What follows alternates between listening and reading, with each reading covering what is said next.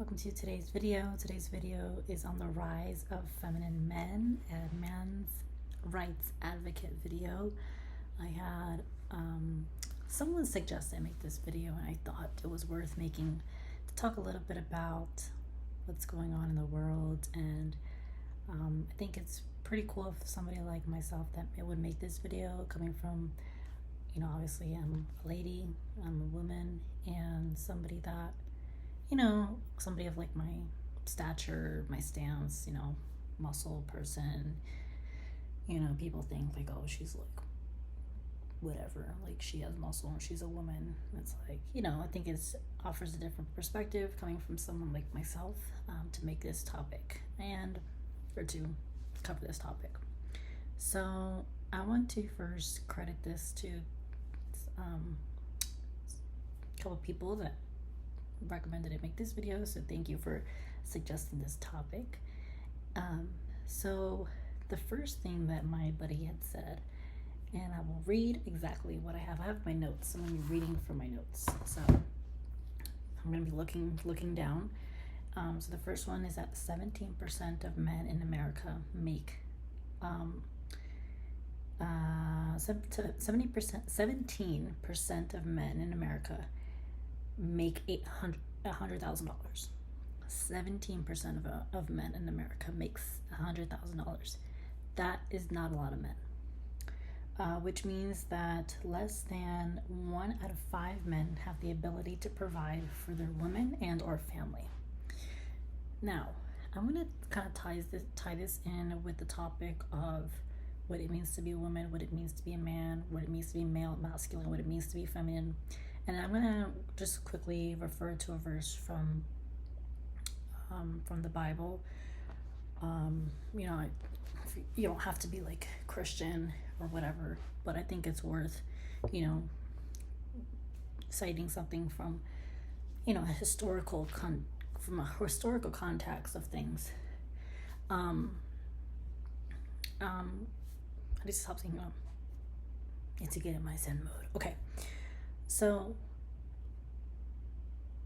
going based off of what I just said, now let me take a step back. One of the problems that I see is men are oftentimes not given the credit that they deserve.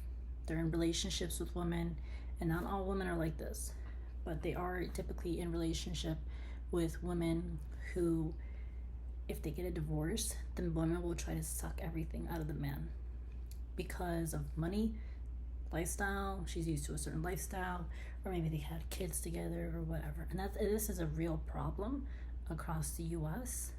I see it. I've always loved and adored guys as my brothers, and coming from a fitness background, I've always worked with men, so it's something that's near and dear to me. And it's sad to see that men are often given the short end of the stick because of the system and just the way how everything is, and it favors the woman. And I'm by all means, I'm not a feminist. Definitely wouldn't say I'm a feminist. I would definitely say I'm a little bit more in the middle. And however, I think I would lean a little bit more on supporting and looking out for guys and looking out for what's fair for them too, because sometimes, even though you're a woman, it doesn't mean that you know what's best for anyone. But obviously we're just going to talk on the topic of even just kids. It doesn't mean that you know the best for them just because you're a lady. Now, historically speaking, and when it comes to the context of what we were made and designed to do, yes, women were designed to nurse, and to reproduce for that, in that regard, but we were not only created for that. And I think that's where a lot of people have an misunderstanding, is that, like in the Bible, even it doesn't specifically say women were created to reproduce. We were not only for that, right? And women can do anything a man can, except be ordained in like church. Like women can't be a priest because that's a whole different part rabbit hole. But I know that women cannot be ordained an ordained priest, because women in Christianity, Catholicism, whatever word you want to use, is the symbol of church. And if anything, in the Bible, it refers to the woman as the stronger one. Like, it's the one that is powerful. It's the one that's needs to be protected, right? So it's not a bad thing that the woman can't be a priest, but that's a whole different conversation. All I'm trying to say is that if you're a guy and you're watching this, that I think that more men need to stand up for their rights and fight for what they believe is theirs. So whether that means, their family or their kids or whatever, like, if you're a man, you need to be a man and show that you're a man by acting like a man and not trying to be like a woman. Like, a lot of what's going on in the world, a lot of men are trying to be like women, and a lot of women are trying to be like men, and it's crisscross applesauce that I'm not having any cherry on top. You know what I'm talking about? So there's no cherry on top of this story. This only ending of this story is a revelation that needs to happen, because this is just chaos, and it's pretty scary stuff.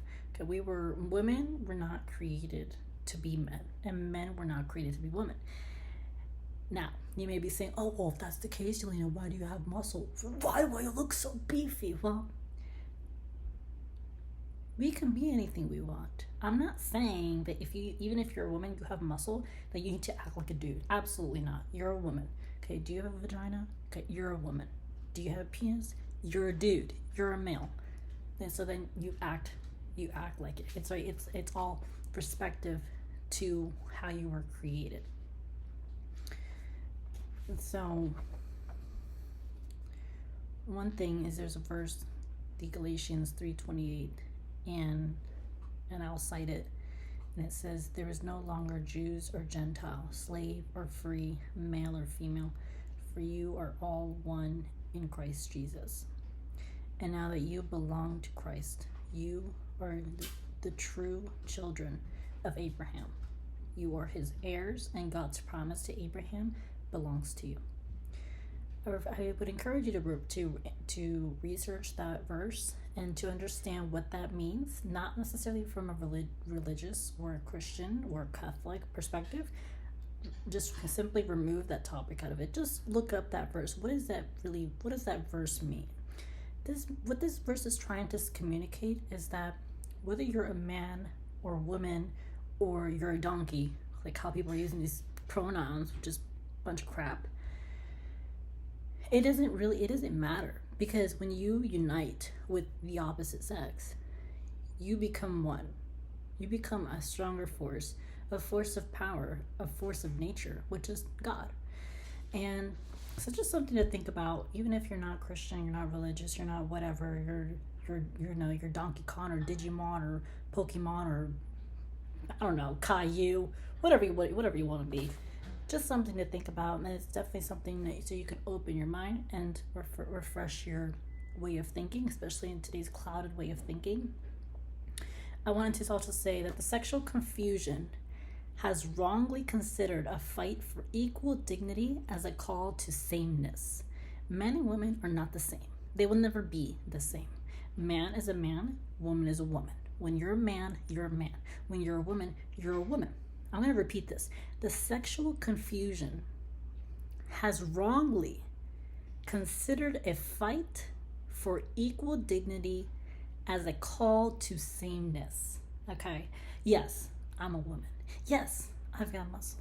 Do I want to get more jacked or do whatever I want? Yes, of course I do. Okay. Does that mean I'm trying to be a dude? Absolutely not. And people think that I am. In person, in real life, I've had some very nasty comments from men. And then once they get to know me, they just realize that I'm, like I'm a girl, like I'm a woman. So being feminine is it's an energy. Femininity is an attribute, as it even says in the Bible. Like, for example, God is in the Bible refers he. It's male. The woman it refers to the feminine in the Bible and in God, refers to the attributes. So like the wisdom that God possessed is a feminine, the attributes that the God possess, that God reveals, like wisdom, is a feminine attribute. Compassion, feminine attribute. Being a woman, if anything, it's so much higher in terms of women are so much more than just that of women think. And women often think that I have to be a man in order to compete. First of all, you shouldn't even be competing with a dude, because you're not a dude. You're a woman. And that's how we were designed to be. Last quote I have here: equality of dignity between men and women does not mean sameness. Equality of dignity between men and women does not mean sameness. It does not mean the same. So just because even if you feel you're equal in dignity to a man, you won't be the same, because you can't even compare. It's like having an apple and an orange, or like a dog and a cat. It's two completely different things. You cannot compare. They're in two different worlds. Now, I digress on that. Going back to the rise in feminine men, how does this all tie in? Because in my belief, the water's being corrupted with these chemicals that, coincidentally, men are now becoming so feminine. Coincidentally? No, not coincidentally. You know why? You know why. Because it's all for control. That's what it is. And it's a real problem.